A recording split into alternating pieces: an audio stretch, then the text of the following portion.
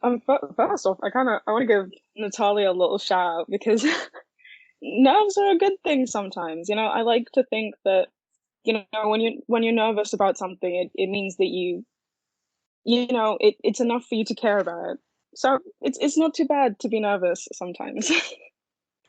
Um, Before I start, I want to share a quote with you by like one of my favorite women in the spotlight, Glennon Doyle. And in her book Untamed, part two of it, in a chapter called Keys, she explains that one of the first ways back to yourself is to feel. And in it, she says, I am here to keep becoming truer, more beautiful versions of myself again and again forever. To be alive is to be in a perpetual state of revolution. Whether I like it or not, pain is the fuel of revolution. Everything I need to become the woman I'm meant to be is inside my feelings of now. Life is alchemy, and emotions are the fire that turns me to gold. I will continue to become only if I resist extinguishing myself a million times a day. If I can sit in the fire of my own feelings, I will keep becoming.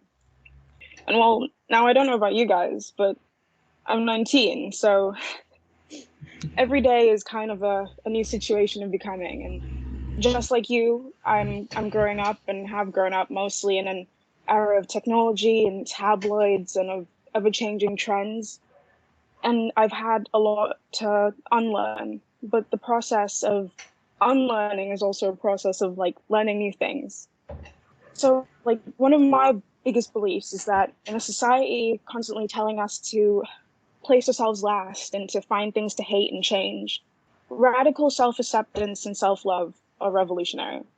See, what I learned is that you can emulate and copy someone to the maximum extent, but no matter what you do, you're always going to be missing something.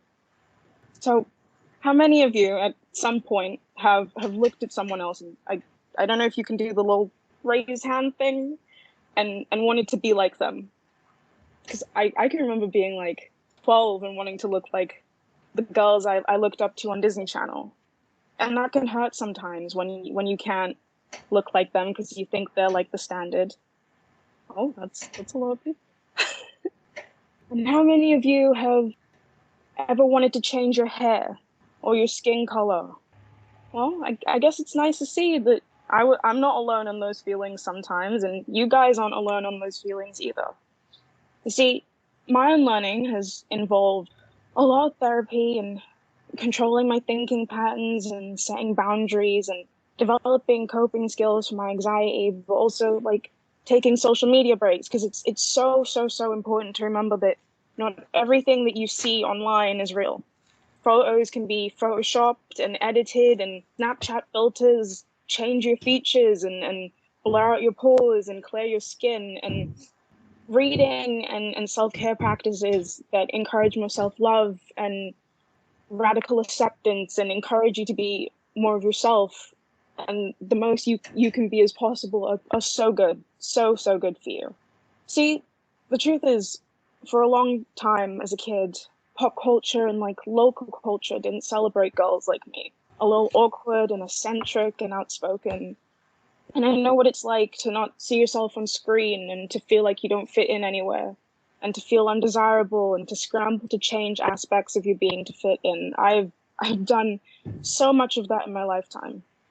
I didn't see girls with my complexion or with my hair, and I went to a school where a lot of people had things I didn't have.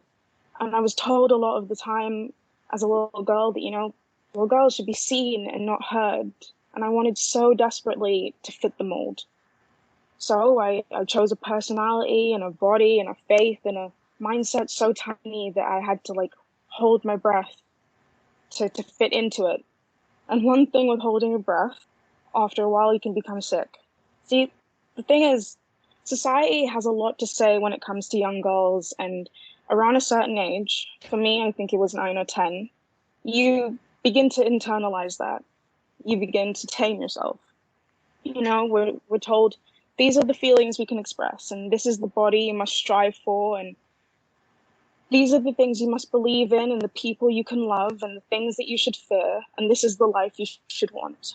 And that pressure can be so constricting. And the thing is, you can have everything, but if you don't feel right within yourself, all the money and the fame and the everything in the world is truly nothing. When I was younger, I developed a complex with my hair. I've had my share of body image issues and my share of self-esteem issues, and it's led on into my late teens. And in the last year, I've kind of gone through a whole awakening of sorts and tried to dismantle that. And here are 10 things that I've learned are incredibly important. My top 10 rules for self-love are: number one, you are enough. Always, always, always enough. Number two, share your whole story and your whole heart. Everything that's led to this moment, where you are, who you are, it's beautiful. There's no reason for you to hide that away at all. Engage with the world. Yeah, nerves mean that you care, and being shy isn't horrible, but living out loud is still one of the best things that you can do. Number four, vulnerability is the birthplace of love. There is no connection without vulnerability, and there is nothing brave about putting up walls. Although it's pretty easy. I have my share of those too. You live your best life by being open. Number five, vulnerable. It's not easy. It takes a lot out of you, but it is one of the best things that you can do. Number six, let go of your armor. Walls are there to protect you.